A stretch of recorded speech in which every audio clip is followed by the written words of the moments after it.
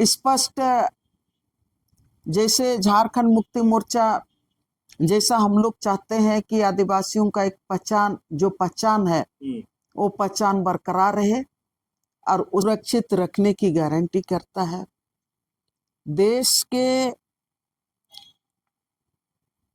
विकास की गारंटी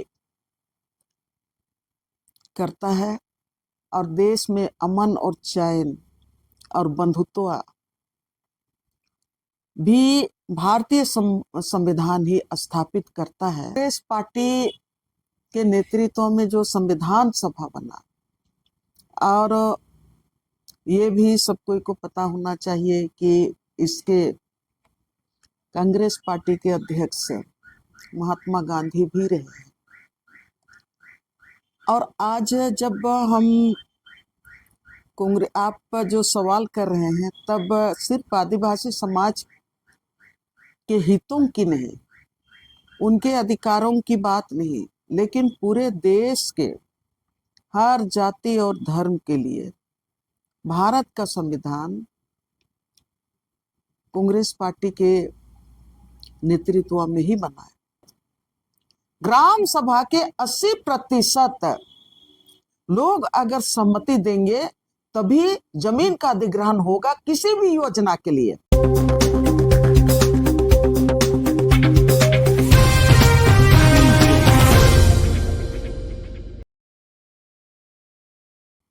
नमस्कार, जोहार। आप देख रहे हैं झारखंड स्वतंत्र खबर।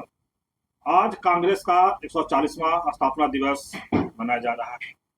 झारखंड के चर्चित आदिवासी नेत्री दैवनी बारला है।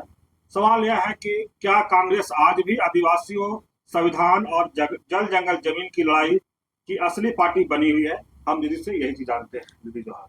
जोहार। आज भी कांग्रेस जल जंगल जमीन और संविधान की लड़ाई की असली पार्टी बनी हुई? आज कांग्रेस का 140वां स्थापना दिवस है। पूरे देश के कांग्रेस जनों को मैं बधाई देना चाहती हूँ और शुभकामना भी देना चाहती हूँ। और जिन देश के जो अंग्रेजों के खिलाफ देश की आजादी के लिए जिन कांग्रेस जनों के नेतृत्व में संघर्ष हुआ देश की आजादी के लिए अंग्रेजों के खिलाफ, और शहीद हुए, और उन्हीं के नेतृत्व में देश का संविधान भी बना। आज जो हमारे बीच में नहीं है, उन्हें भी हम श्रद्धांजलि देना चाहते हैं। और ये कांग्रेस पार्टी जब आज 140वां वर्षगांठ मना रहा है, तब आप जो सवाल कर रहे हैं कि कांग्रेस पार्टी क्या देश के आदिवासियों के लिए उनके हित रक्षक के रूप में है, संविधान की रक्षा के प्रति कितना प्रतिबद्धता है। आज हम भारत देश में 140 करोड़ के लिए की जनता के लिए उनके मानव अधिकारों की रक्षा के लिए, हर व्यक्ति का जीवन के लिए, जीवन जीने के तमाम अधिकार, उनके जो मौलिक अधिकार हैं, तमाम अधिकारों की गारंटी करने के लिए कांग्रेस पार्टी के नेतृत्व में जो संविधान सभा बना, और ये भी सब कोई को पता होना चाहिए कि इसके कांग्रेस पार्टी के अध्यक्ष महात्मा गांधी भी रहे हैं। और आज जब हम आप जो सवाल कर रहे हैं, तब सिर्फ आदिवासी समाज के हितों की नहीं, उनके अधिकारों की बात नहीं, लेकिन पूरे देश के हर जाति और धर्म के लिए भारत का संविधान कांग्रेस पार्टी के नेतृत्व में ही बना है, जो आज 140 करोड़ की जनता के लिए वो जीने के तमाम अधिकार वो देता है, देश को सुरक्षित रखने की गारंटी करता है, देश के विकास की गारंटी करता है और देश में अमन और चैन और बंधुत्व भी भारतीय संविधान ही स्थापित करता है। समानता, बराबरी का ये व्यवस्था भी भारतीय संविधान ने हम लोगों को दिया है और ये तमाम है कांग्रेस पार्टी का देन है। दीदी, लेकिन एक सवाल है आज सर, आज की कांग्रेस आदिवासियों के लिए संघर्षशील पार्टी है या सिर्फ चुनावी पार्टी है? मैं कांग्रेस को लंबे समय से मैं देख रही हूँ। मेरा सामाजिक लाइन में संघर्ष करते हुए अभी 28 साल हो गया। निश्चित रूप से मैं अभी कांग्रेस पार्टी का सदस्य के रूप में एक सक्रिय साथी के रूप में हूँ। मैं अभी नहीं, लेकिन पूरे अपने जीवन में, संघर्ष के जीवन में 1995 से मैं जल जंगल जमीन, आदिवासी मूलवासियों के सवाल को लेके, किसानों के सवाल को लेके, महिलाओं के सवाल को लेके, युवाओं के सवाल को लेके, रोजी रोजगार के सवाल को लेके, विस्थापन पलायन के सवाल को लेके, भारतीय संविधान में जो संवैधानिक अधिकार हर जाति समुदाय को दिया है, चाहे वो अभिव्यक्ति की आजादी को लेके या तो आप क्या लिख पढ़ रहे हैं, उन तमाम अधिकारों को लेके लगातार मैं बहुत करीब से, जब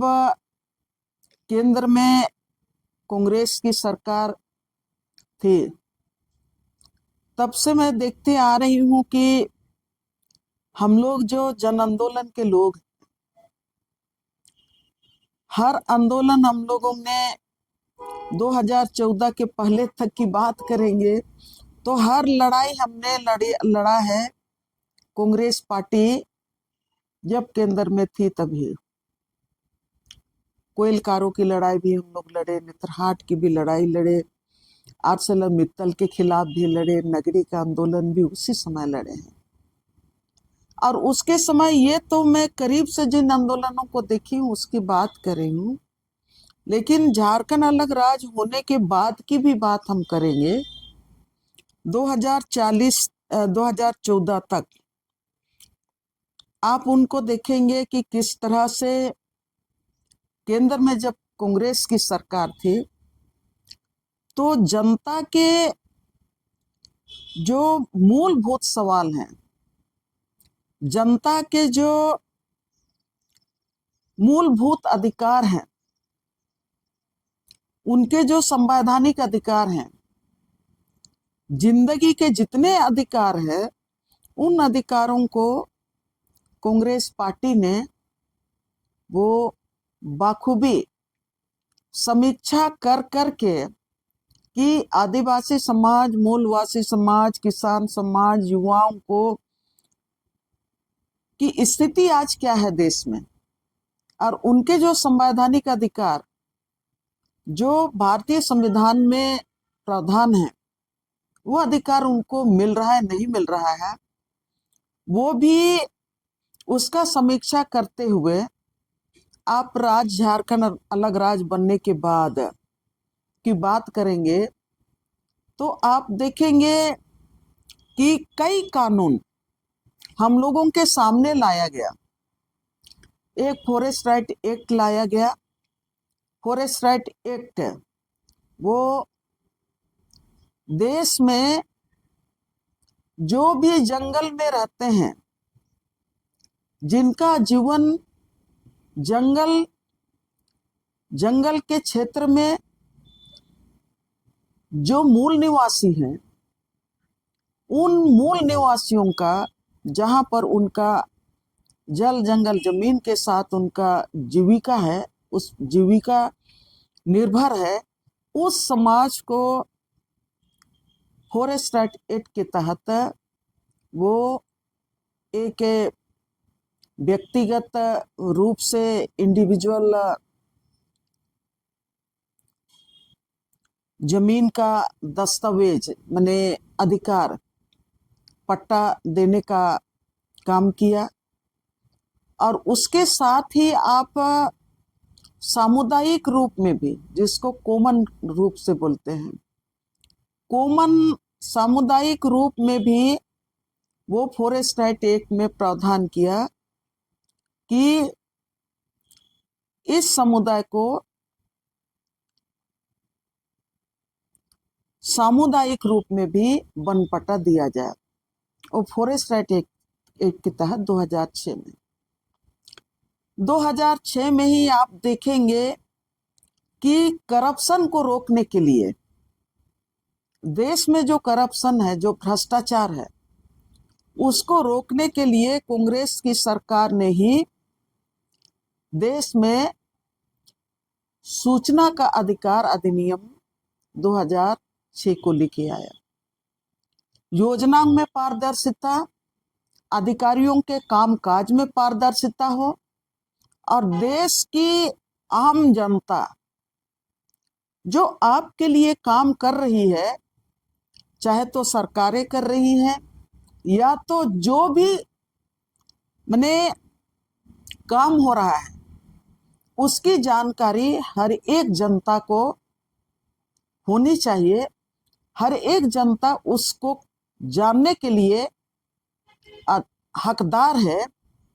और उनको हक मिलना चाहिए। इसको लेके कांग्रेस ने आरटीआई कानून लेके आया, राइट टू इंफॉर्मेशन कानून 2006 लेके आया, और उसका इस्तेमाल सबने 2006 से लगातार लोग कर रहे हैं। उसमें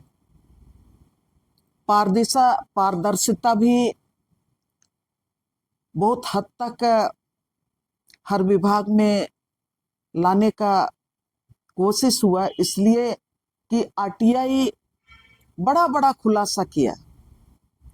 आरटीआई हर जानकारी जो पब्लिक हित में है, हर व्यक्ति को हर जानकारी देने का काम किया, और ये काम कांग्रेस पार्टी ने ही किया। कांग्रेस पार्टी ने ही आप 2006-07 में ही खाद्य सुरक्षा कानून लेके आया, जिसमें खाद्य सुरक्षा कानून में हर एक नागरिक को भोजन का अधिकार के तहत, जो आज लोग बोलते हैं ना 5 किलो चावल गेहूं मोदी दे रहा है बोल के, तो वो मोदी नहीं दे रहा है। ये खाद्य सुरक्षा कानून कांग्रेस पार्टी लेके आया, और कांग्रेस पार्टी लेके आया, वो तो कानून लेके आया, और कांग्रेस पार्टी ने ये जनता को, कोई भी व्यक्ति भूखे ना रहे, हर व्यक्ति को अनाज मिले, ये गारंटी कांग्रेस पार्टी ने खाद्य सुरक्षा अधिनियम के तहत कांग्रेस पार्टी ने किया। उसके साथ ही आप देखेंगे कांग्रेस पार्टी ने ही अब 2013 का आप जो लारा कानून बोलेंगे, या तो जमीन अधिग्रहण में पारदर्शिता लाने के लिए, विस्थापितों को न्याय मिलने के लिए, कृषि भूमि का सुरक्षा के लिए, ये सबके लिए कांग्रेस पार्टी ने देश में जो जन आंदोलन लगातार मांग कर रहे थे, कन्याकुमारी से कश्मीर तक जितने भी जन आंदोलन है, चाहे वो काशीपुर का आंदोलन, चाहे जैतापुर का आंदोलन, चाहे तो आपका नर्मदा बचाओ आंदोलन, चाहे तो आप कोड़नकुलन का आंदोलन, चाहे तो उड़ीसा का पोस्को के खिलाफ आंदोलन बोलेंगे, या तो आपका नॉर्थ ईस्ट में जो माइनिंग के खिलाफ लोग लड़ रहा था, अभी भी कहीं कहीं लड़ रहे हैं, या तो झारखंड में जो विस्थापन के खिलाफ लड़ रहे हैं। तमाम जन आंदोलनों का एक अनुभव था कि 1894 में जो कानून बना है वो अंधा कानून है, और उस अंधा कानून के तहत ही आज तक देश का आदिवासियों का, किसानों का, मूलवासियों का जमीन का अधिग्रहण होते आया है। और उस कानून में सबसे बड़ा डिमेरिट था कि आपका कोई प्रोसेस पूरा हो अगर ना पूरा हो, जमीन अधिग्रहण का जो नियम है जमीनी स्तर पे वो पूरा नहीं भी हुआ है, लेकिन टेबल स्तर पे वो पूरा कर देता था, और फिर कागजी रूप में आपका जमीन पूरी तरह से अधिग्रहण हो गया। इन तमाम वस्तु स्थिति को देखते हुए और जो जनता देश में उसको लेके पीड़ित थी, लगातार ये मांग कर रही थी कि 1894 का कानून को खारिज किया जाए। इस आंदोलन को कांग्रेस पार्टी ने पूरी तरह से समझा, और कांग्रेस पार्टी ने इसको समझते हुए आम जनता, जन आंदोलन, किसान, सबके ये मांग को उन्होंने जगह दिया। और उसके साथ ही उन्होंने, मुझको याद है 2010-11 में उन्होंने 1894 कानून को क्यों खत्म किया जाए उसके लिए संवाद किए, और संवाद में सब कोई को से सुझाव मांगा, और सुझाव हर स्तर से मांगा, ग्रामीण स्तर से, जन आंदोलन के स्तर से, और जो बुद्धिजीवी वर्ग हैं उनसे भी सुझाव मांगा। और कई राउंड में उन्होंने विज्ञान भवन में भी कई बैठकें की, जहां पर आपका ग्राम प्रधान या तो हम लोगों का ट्रेडिशनल लीडर्स हैं, जन आंदोलन के लीडर्स हैं, उन लोगों को भी बुलाया गया। उसमें मैं खुद भी उसमें शामिल रही, इसलिए कि मुझको भी कई बार चिट्ठी आया तो मैं भी उसको लेके गई हूं। तो लोगों का ये कम्युनिकेशन के बाद, संवाद के बाद, जनता जो चाहती थी, जन आंदोलन जो चाहते थे, किसान चाहते थे, आदिवासी चाहते थे, सब कोई जो चाह रहे थे कि वो 1894 का अंधा कानून उसको खत्म किया जाए। और जो सुझाव आया था, इसमें लेफ्ट पार्टी,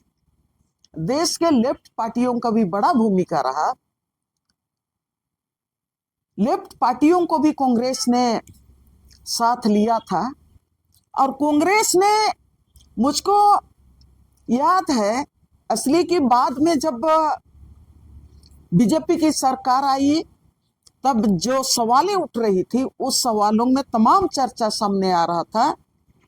तो उस समय अभी स्वर्गीय सुषमा स्वराज नहीं है भारतीय जनता पार्टी की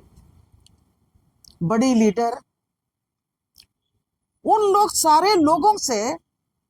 वो राय मशविरा भी किया। मैं ये कहना चाहती हूं कि लोकतंत्र का जो बुनियाद है देश में, उस बुनियाद के साथ ही कांग्रेस पार्टी ने आज तक देश को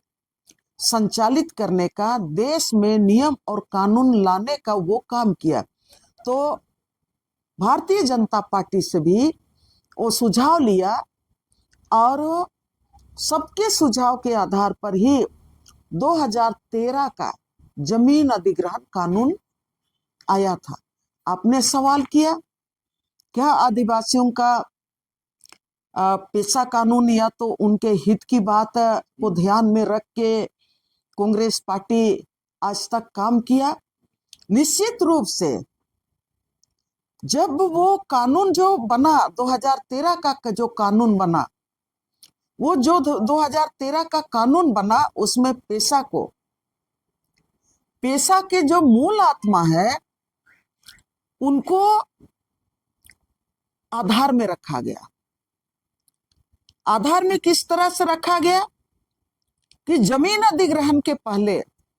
जो भी योजनाएं होंगी गांव स्तर में, योजना क्या बनेगा नहीं बनेगा, उसके लिए भी ग्राम सभा को उन्होंने मूल अधिकार देने का काम किया। साथ में जमीन जो अधिग्रहण होगा, उस जमीन अधिग्रहण के लिए चाहे कंपनियां अगर करेंगी तो कंपनियां अधिग्रहण करेंगी तो ऐसे परिस्थिति में 80% ग्राम सभा के 80% लोग अगर सहमति देंगे तभी जमीन का अधिग्रहण होगा किसी भी योजना के लिए। और जब सरकारें अधिग्रहण करेगी तो ऐसे परिस्थिति में 70% ग्राम सभा की इजाजत की जरूरत थी। ऐसा प्रावधान कांग्रेस पार्टी ने किया था और उसमें 70% जब तक लोग सहमति नहीं देंगे ये के ग्राम सभा के, तब तक सरकार भी जमीन अधिग्रहण नहीं कर सकती थी। उसमें यह भी प्रावधान किया गया कि देश का जो आर्थिक विकास वो बड़े बड़े मॉडलों से केवल नहीं होगा। विकास का जो मॉडल है, जो आज की तारीख में बड़े बड़े जिसको विकास का पैमाना का जो मॉडल बोलते हैं,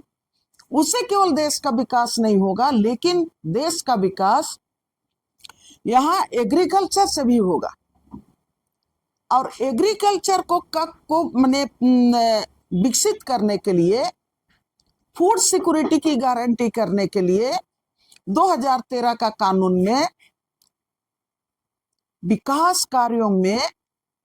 बहुफसली जमीन को अधिग्रहण करने से मना कर दिया है। उसमें प्रावधान किया गया कि अर्जेंसी केस में ही अगर कोई विकल्प ना हो तभी बहुफसली जमीन को एक्वायर किया जा सकता है, अदरवाइज पूरी तरह से उसमें रोक लगा दी गई थी। जब ये जो कानून, और उसमें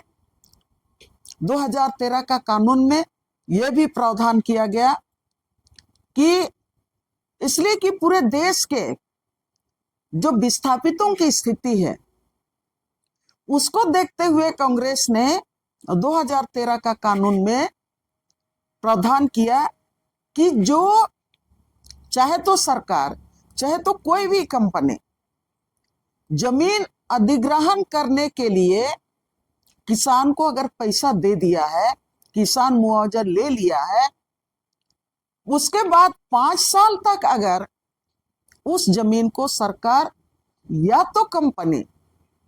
अपने कब्जे में नहीं लिया है तो वो जमीन मूल रैयतों को वापस करने का प्रावधान 2013 का केंद्रीय कानून में कांग्रेस पार्टी ने लाया। और उसके साथ ही अगर ज्यादा जरूरी है तो वो जो जमीन है 5 साल तक जो अधिग्रहण नहीं किया गया है, किसान चाहते हैं जमीन देने के लिए तो आपको वर्तमान वर्तमान दर में आपको मुआवजा और उसके साथ तमाम व्यवस्था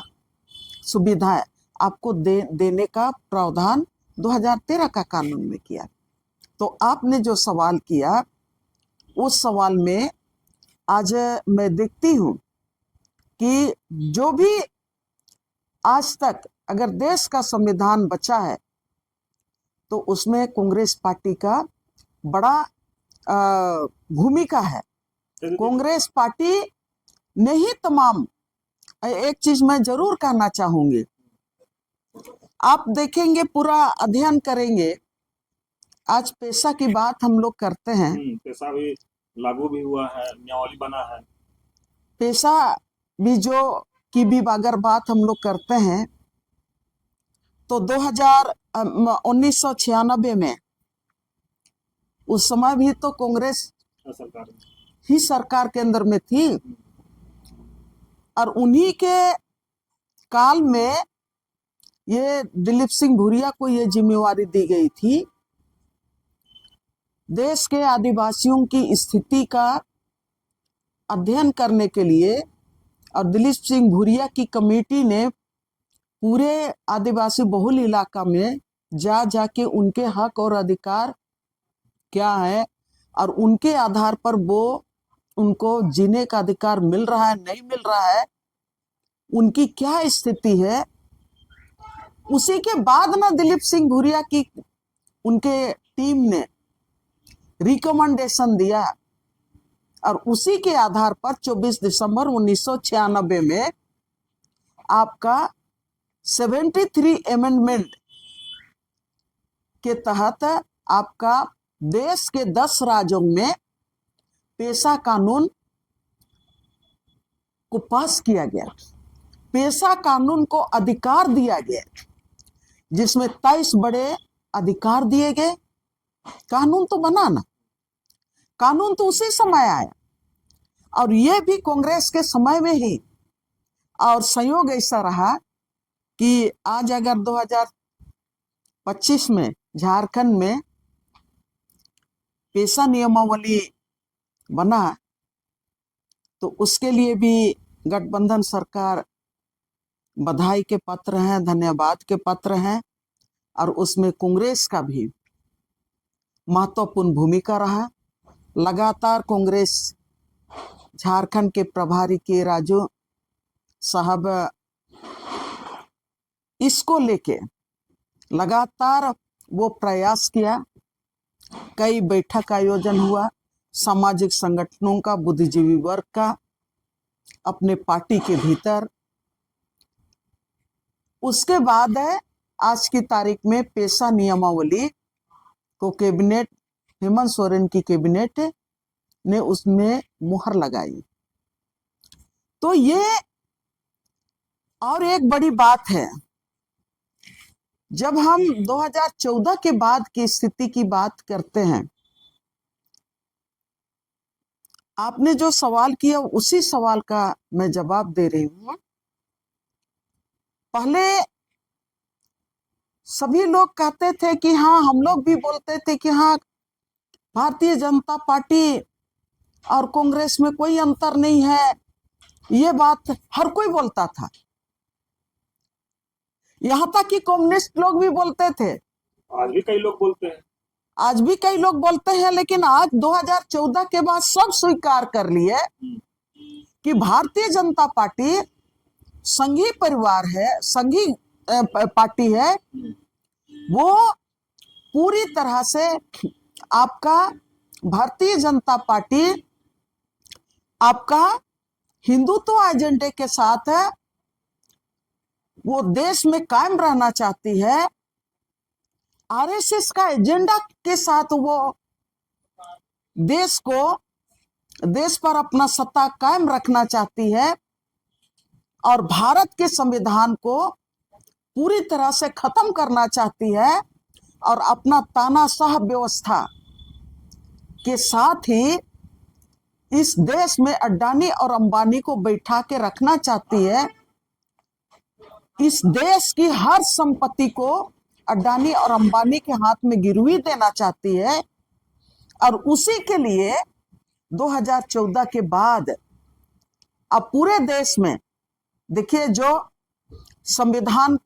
की बात करता है, जो मानवाधिकार की बात करता है, जो जनता के मुद्दों की बात करता है, जो भारत के इतिहास, गौरवशाली इतिहास को बचा के रखने की बात करता है, जो जल जंगल जमीन को बचाने की बात करता के लिए संघर्ष करता है, जो भारतीय जनता पार्टी के कामों पर अंगुली उठाता है, भारतीय जनता पार्टी ने साबित करके दिखा दिया कि वो लोकतंत्र के खिलाफ इस देश को चलाना चाहता है और इस देश की लोकतंत्र का गला घोटना चाहता है। इसीलिए झारखंड से फादर स्टेन स्वामी और पूरे देश से और 15 लोग, साहित्यकार, इतिहासकार, लेखक, मानवाधिकार कार्यकर्ता, प्रोफेसर, 16 लोगों को जेल में भीमा कोरे गांव के नाम पर डाला ना, जिनका आज तक कोई सच नहीं ला सका। और वो भारतीय जनता पार्टी एनआई को, ईडी को, तमाम जो आपका एजेंसियां हैं, उनको गलत तरीके से अपने हित के लिए, अपना एजेंडा को फुलफिल करने के लिए इस्तेमाल करते रहा। और उसी पीरियड में देखेंगे झारखंड में 2016-17 में खूंटी में क्या हुआ, 10,000 लोगों के ऊपर में, ग्रामीणों के ऊपर में, ग्राम प्रधानों के ऊपर में, आदिवासी समाज के ऊपर में, आदिवासी गांव के ऊपर में देशद्रोह का केस हुआ, ग्राम प्रधानों को जेल भेजा। हमारे रांची शहर के 20 लोगों के ऊपर में, साहित्यकार, एक्टिविस्ट, लेखक, बुद्धिजीवी, 20 लोगों के ऊपर में देशद्रोह का केस हुआ। ये तमाम साबित करता है, आपने जो सवाल किया, और आज हम गौरव महसूस करते हैं कि कांग्रेस पार्टी ने इस देश को संवारा है, इस देश को सजाया है और लोकतंत्र को जिंदा रखा है। और आज जिस तरह से माननीय राहुल गांधी एक तरफ Bharatiya Janata party urban naxalite के नाम पर, देशद्रोह के नाम पर सब भारतीय संविधान की बात करने वालों को चुन चुन में के जेल में डाल रहा है, चाहे युवा हो, दिल्ली यूनिवर्सिटी का सब युवाओं को आप देखेंगे, जेएनयू के स्टूडेंट लोगों को आप देखेंगे, आज तक जेल में लोग हैं। और उस ऐसे समय में माननीय राहुल गांधी कन्याकुमारी से कश्मीर तक उस भय को, उस नफरत को तोड़ने के लिए वो पैदल यात्रा करते हैं, ताकि देश का लोकतंत्र जिंदा रहे और देश में हर जाति समुदाय भय मुक्त होकर जीवन बिताने पाए। दीदी, ही पर एक थोड़ा सवाल है कि आदिवासी पहचान, सरना धर्म कोड और संस्कृति पर हो रहे हमलों पर कांग्रेस ठोस रणनीति क्या है कांग्रेस का? जिस तरह से आप पेशा के लिए बता दिए, तो सरना कोड अथवा सा, इस पर भी आप बात करें। देखिए, सरना कोड के लिए कांग्रेस का स्पष्ट, जैसे झारखंड मुक्ति मोर्चा, जैसा हम लोग चाहते हैं कि आदिवासियों का एक पहचान, जो पहचान है वो पहचान बरकरार रहे। और उसके लिए पिछले बार भी कांग्रेस और झारखंड मुक्ति मोर्चा और राजद और लेफ्ट पार्टियों का मिलके जो गठबंधन की सरकार है, पिछले कैबिनेट में ही वो आदिवासी उपलिंग सरना धर्म कोड को मान्यता दिलाने के लिए कैबिनेट से पास करके केंद्र सरकार के पास भेज दिया। अभी भी गठबंधन की सरकार जिसमें कांग्रेस भी है, आपने सवाल कर रहे हैं कांग्रेस के लिए, सारे लोग कमिटेड हैं, प्रयासरत हैं, लेकिन यहां से मामला तो भेज दिया गया है आपका केंद्र सरकार के पास कि आदिवासियों को सरना कोड के नाम से जो कोड की मांग कर रहे हैं वो मिलना चाहिए। उसमें कोई इफ बट नहीं है, इसलिए कि आदिवासी पहचान बरकरार रहे और आदिवासियों का भाषा और संस्कृति बरकरार रहे। एक और सवाल है आदिवासी युवा या जो भी आज का युवा आदिवासी पूछ रहा है कि कांग्रेस हमें सिर्फ वोट बैंक मानती है या फिर नृत्य में भी जगह देगी? देखिए, मैं नहीं मानती हूं कि वोट बैंक के केवल के रूप में इस्तेमाल कर रहा है। अगर वोट बैंक के रूप में केवल इस्तेमाल करता तो आज की तारीख में हिस्सा केवल एक ही में नहीं तय होता है कि आप किसमें हिस्सा चाह रहे हैं, उसमें केवल तय नहीं होता है। उसको किससे केवल हम तमाम चीजों को आकलन नहीं कर सकते हैं, लेकिन अगर आपको हर तरह का, आपको भारत के संविधान में तमाम अधिकार आपको दे दिए हैं, ऊपर से आदिवासी समाज के लिए आपका 5वां अनुसूची के तहत भी आपको अधिकार 1996 में ही दिए हैं, अभी नियमावली भी बन गई है। और उसके साथ है अभी जिस तरह से भारतीय जनता पार्टी देश का एक एक संसाधन को अडानी और अंबानी के हाथ में बेच रही है, उसके खिलाफ कांग्रेस अगर लड़ रहा है तो सिर्फ आपका हिस्सेदारी, आप क्या हिस्सेदारी मांग रहे हैं। आज की तारीख में हिस्सेदारी की बात होती है, सिर्फ चुनाव में हिस्सेदारी की बात होती है या तो और आरक्षण में हिस्सेदारी की बात होती है। तो आरक्षण में हिस्सेदारी तो पहले से ही तय है, आपका तय करके रखा गया है। रही बात कि आपको लोकतंत्र का सबसे बड़ा अधिकार आपको दिया है और आपके लोकतांत्रिक अधिकार का रक्षा कर रहा है, उसके लिए संघर्ष कर रहा है आपका कांग्रेस पार्टी, तब ऐसे परिस्थिति में मैं नहीं मानती हूं कि कांग्रेस वोट बैंक के रूप में केवल इस्तेमाल कर रहा है। मैं तमाम चीजों को मैंने एनालिसिस से अभी से नहीं, बहुत पहले से करते आ रही हूं। और मैं एक चीज जरूर कहना चाहूंगी, इसलिए मैं ये बात कह रही हूं कि हिस्सेदारी की बात, अगर आपको भारत के संविधान के तहत जीने का अधिकार आपको मिल रहा है और उसके लिए कांग्रेस पार्टी खड़ा है आपके साथ, तो मैं ये आंदोलन में रहने के चलते मैं बार बार इस बात को दोहराती हूं, अगर भारतीय जनता पार्टी की तरह जितने भी जन आंदोलन के लोग हैं, जंगल जमीन रक्षा की बात करते हैं और भारत के संविधान की रक्षा की बात करते हैं, मानव अधिकार की रक्षा की बात करते हैं, कांग्रेस पार्टी तो आज तक यहाँ पर बड़ा बड़ा जन आंदोलन हम लोग चलाए, एक से एक, लेकिन किसी भी जन आंदोलन पर देशद्रोह का केस नहीं किया। किसी भी जन आंदोलन के साथियों के ऊपर में वो अर्बन नक्सलाइट के रूप में हम लोगों को चिन्हित नहीं किया।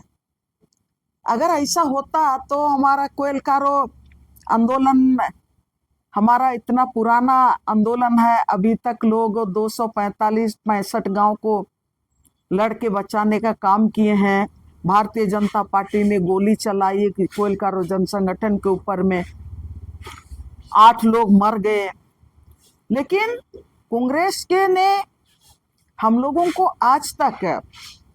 देशद्रोह के रूप में हम लोग को सिद्ध नहीं किया। नेतरहाट आंदोलन के लोगों को आज तक किसी भी नेता के ऊपर में देशद्रोह का केस नहीं हुआ। तो मैं ये कहना चाहूंगी, अगर हम एक ही तरफ से देखें और एक ही पॉइंट ऑफ व्यू से देखें कि हिस्सेदारी के रूप में हमको इस्तेमाल कर रहा है या तो हमको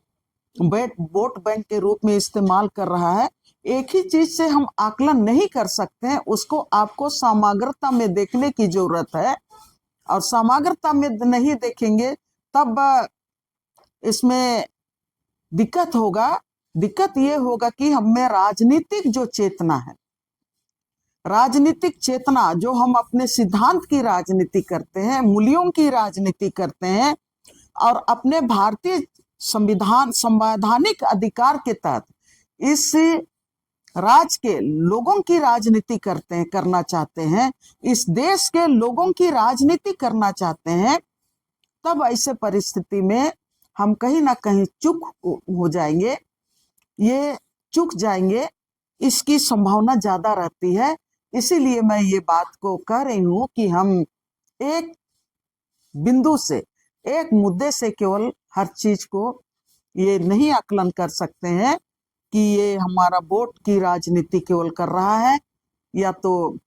हमको हिस्सेदारी भी मिल रहा है, अधिकार भी मिल रहा है।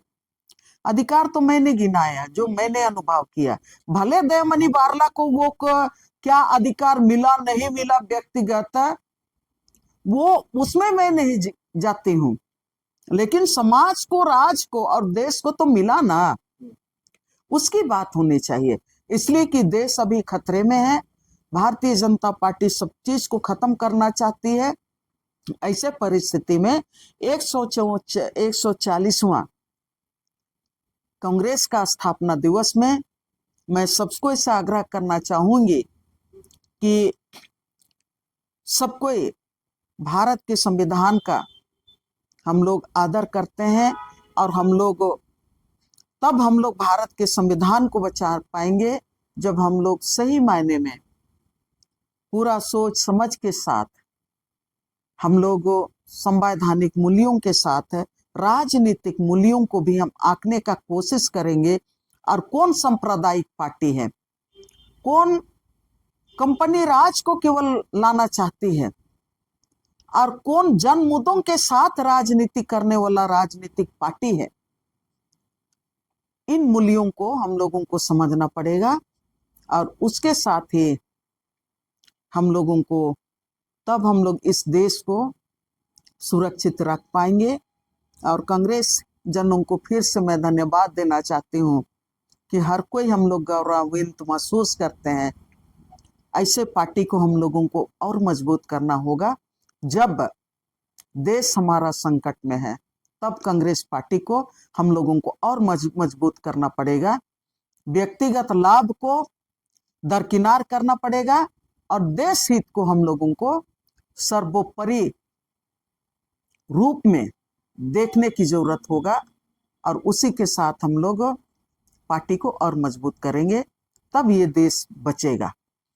आप अभी सुने दयामणि बारला के बाद हम लोग कांग्रेस के स्थापना दिवस पर हम लोग बात कर रहे थे। दीदी, कांग्रेस का जो भी था पूरा गिनाए, आदिवासियों के अधिकार पर बात किए, लेकिन अब सवाल यही है कि आने वाले समय में कांग्रेस इन बातों को सिर्फ मंच तक सीमित रखेगी या जमीन पर संघर्ष के रूप में उतारेगी। इसी सवाल के साथ हम आज की बातचीत यहीं पर समाप्त करते हैं। इसी तरह खबर को देखने के लिए आप झारखंड स्वतंत्र को जुड़े रहिए। जोहार, नमस्कार।